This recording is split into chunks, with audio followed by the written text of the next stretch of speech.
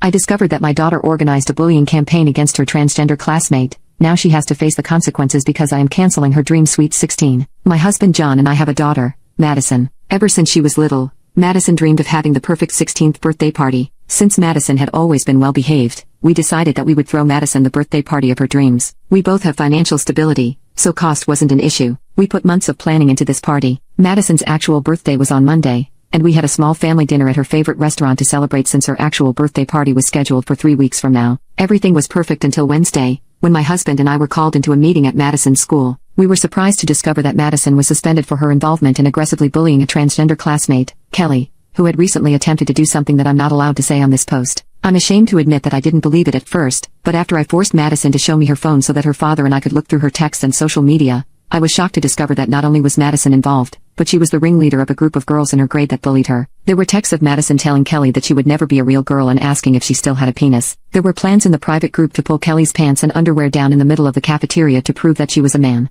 I also found posts on her social media where she referred to transgender women as perverts and troons and said that they would never be women. John and I were disgusted by Madison's behavior. We raised our children liberally and consider ourselves LGBT allies, and Madison in particular has always been an outspoken feminist like me. When we got home from the meeting, we talked it over and decided that not only would Madison have no electronics for the rest of the year, but we would be canceling her party too. We wouldn't get the money back for the venue and most of the arrangements we made already, but we decided that this is what needed to be done. We informed Madison of our decision yesterday and she lost it, telling us that we were terrible parents for canceling her sweet 16 over a boy and that we were punishing her for speaking her mind when it wasn't her fault Kelly did what she did. She begged us not to cancel it and said that this was her dream, but I told her that her behavior didn't warrant having the party of her dreams. She went back to her room crying. We thought we did the right thing, especially when we told our 2 older daughters, but when we called John's mother Shannon and told her that the party would be canceled and why, she called us awful parents for crushing her dreams this way. Now we're having second thoughts. Update 1. My daughter Madison, 16, began therapy last week to address her behavior. She organized a bullying campaign against a classmate and posted harmful social media posts for context. She has not been adjusting to therapy well because she believes that she did nothing wrong,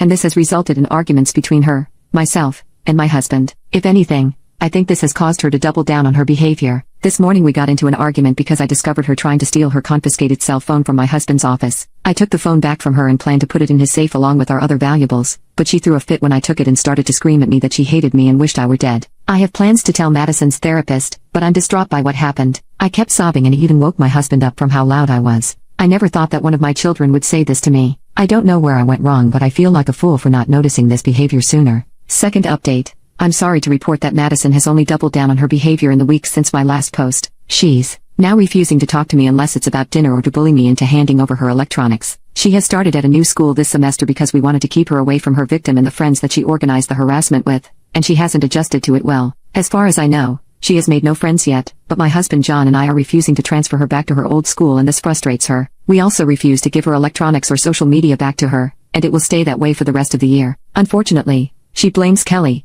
the girl that she bullied, for everything that's happened, and it seems to have made her hatred for her worse. She has said a lot of derogatory things about her, including slurs, so John and I have discussed with her therapist about enrolling our daughter in a LGBT sensitivity workshop aimed at teenagers. We have also discussed taking her to see a psychiatrist, and we have an appointment made for Tuesday. I wish I could say that things have improved, but my husband and I have formed a plan to get my daughter the help she needs.